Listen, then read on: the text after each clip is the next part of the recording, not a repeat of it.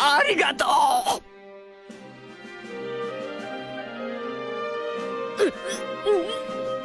Oke, sebagai sebuah karakter, Portgas DS beserta perannya di dalam cerita One Piece banyak banget orang yang suka. Entah karena karisma istimewa ataupun penampilan bedesnya tiap kali doi muncul. Apalagi pas debut pertamanya dulu waktu di Drum Island merangkap ke arah Basta Story Arc. Orang-orang yang ngeliat termasuk gua ngerasa kalau si Ace lebih keren dibanding adanya yaitu si Luffy, yang notabene tokoh utama di cerita One Piece. Tapi setelah cerita makin ngelebar dan sampai di titik klimaks kisah tentang kehidupan tragis si Ace, mulai dari kalah ngelawan Kurohige, dijeblosin Marine ke Impel Down, pembebasan yang dilakuin si Luffy, dan akhirnya pengorbanan yang si Ace lakuin demi ngelindungin ade yang doi sayang tersebut. Dari urutan tuh kejadian, gue pribadi ngerasa hilang respect sama sosok nih karakter. Ingat, bukan berarti gue kagak suka gara-gara si Ace makin sini makin payah. Kagak gitu. Melainkan pembunuhan peran yang dilakuin secara gak langsung sama autornya sendiri, yang ngakibatin munculnya topik kontroversial kalau peran si Ace di sepanjang cerita One Piece tuh cuma ada buat jadi tumbal demi pengembangan karakter si Luffy. Yang padahal kalau mau, si Ace juga bisa jadi peran penting buat si Luffy tanpa kudu dimatiin. Lah, yang muncul kemudian malah si Sabo, karakter yang menurut gua kagak menarik banget. Udah gitu, tiba-tiba overpowered, yang seakan sombong banget ngasih lihat kekuatan colongan bekas si Ace.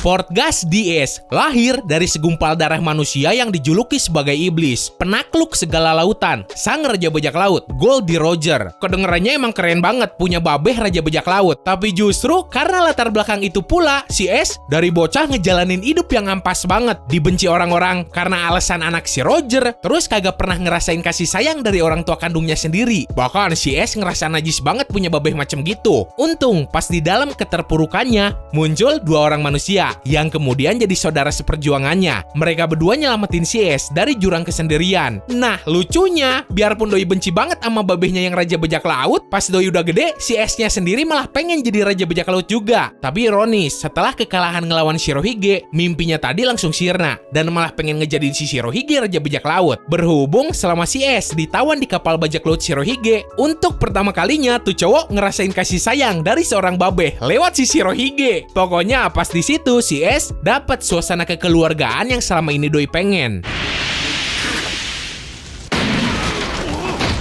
Apesnya yang gitu. Biarpun udah punya latar belakang semenarik itu, potensinya karakter kagak dikeluarin semua. Munculnya cuma bentar-bentar. Malahan kemunculannya tersebut bisa dihitung sama jari. Padahal selain kru topi jerami sendiri, karakter Ace inilah yang hubungannya paling dekat sama si tokoh utama. Sampai pada akhirnya dibikinlah spin-off lewat sebuah novel yang didedikasiin secara khusus buat ngenang kisah perjalanan si Ace. Gue jujur aja nih sama lu semua, gue sendiri belum pernah baca tuh novel. Berhubung penerbit Indonya pas banget kagak ngerilis tuh novel. Lu mungkin pengen bilang, "Bang, kenapa kagak baca aja di internet? Kan udah banyak yang nyediain biarpun bajakan." Gue bukannya kagak mau. Toh gue juga makhluk penikmat bajakan yang kagak so elit, ngegesek-gesekin koleksi komik sampai figur OP di depan muka lo. Terus ngehina-hina kaum penikmat bajakan. Alasan kenapa gue belum baca adalah karena kalau gue baca lewat layar HP ataupun PC, mata gue capek banget. Terus bikin kagak nyaman. Pas SMP atau SMA dulu mah masih oke lah. Bahkan gue pernah baca LN High School DD 3 volume sehari. Dan itu pun gue bacanya lewat HP yang layarnya segede layar remote AC anjir. Nah, tahun 2020 sekarang, novel Ace tersebut diadaptasi jadi manga yang digambar sama autor Dr. Stone. Style gambarnya juga udah jelas berubah drastis banget. Dari yang tadinya di One Piece orisinil terkesan kasual, pas digambar Shiboichi alias autor Dr. Stone tadi, penegasan di tiap goresannya tuh kenceng banget. Lama-lama gue ngelihatnya juga kayak manga baki anjir. Ingat, gue kagak bilang hal itu tuh jelek. Justru gue malah suka. Rasanya tuh kayak refreshing bentar ngelihat hal baru. Biarpun gue yakin beberapa orang di antara lu banyak juga yang kagak suka. Ada kemungkinan gede kalau versi manganya ini gue bakal ikutan baca.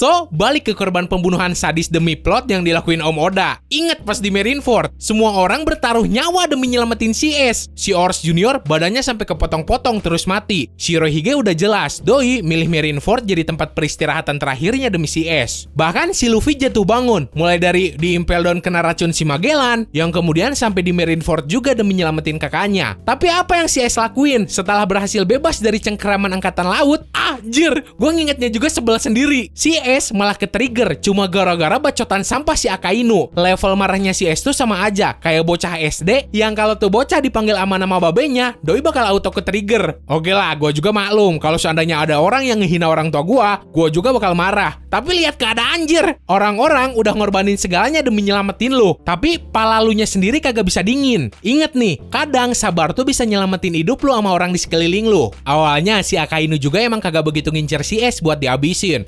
Pas momen ini terjadi, malah muncul si Luffy yang keadaan fisiknya waktu itu udah ngerasa capek banget akibat dari battle-battle sebelumnya. Otomatis lah si Akainu dapat sasaran empuk. Demi nyelamatin adenya, si Ace pasang badan buat jadi tameng, yang pada akhirnya bikin si Ace masuk klub donat.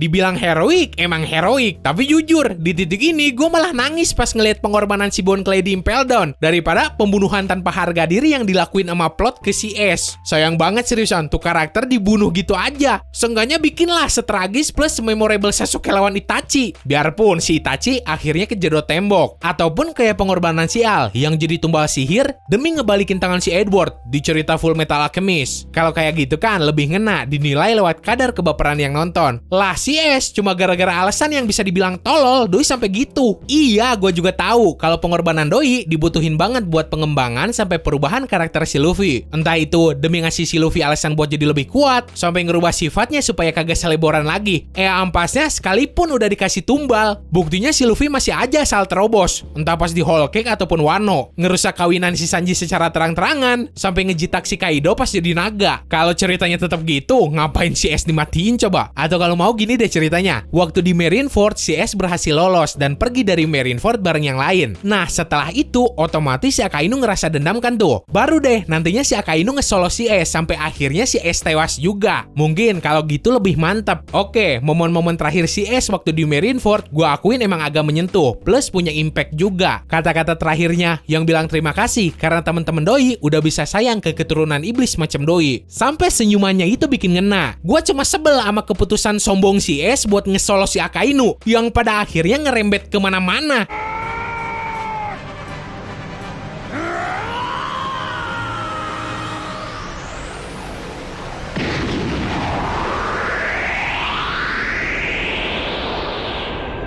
Hanya ya, segimana kerasnya gue protes pun, hal itu tuh kagak bakal ngerubah apa-apa. Si Ace kagak bakal balik, si Luffy kagak bakal tobat dari kecerobohannya. Kecuali Oda punya ide gaje, bakal ngidupin lagi si Ace pakai kekuatan buah iblis si Moria. Tapi kalau gitu ceritanya nanti jatuhnya malah kayak perang dunia flashback di anime sebelah. Gue sih yakin pengorbanan si Ace ini jadi keputusan berat tersendiri buat Oda. Berhubung Doi itu sayang banget sama para karakter ciptaannya. Buktinya lo lihat aja, apa ada musuh si Luffy yang secara terang-terangan dimatiin.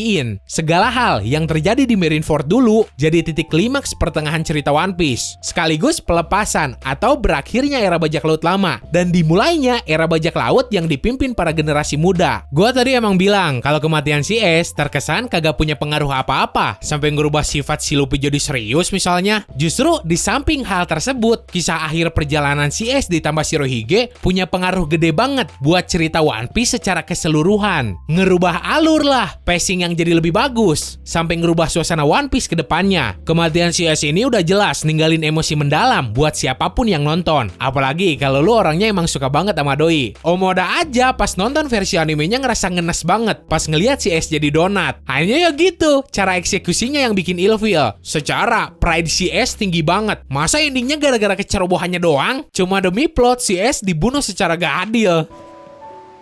Omae ga dou da na?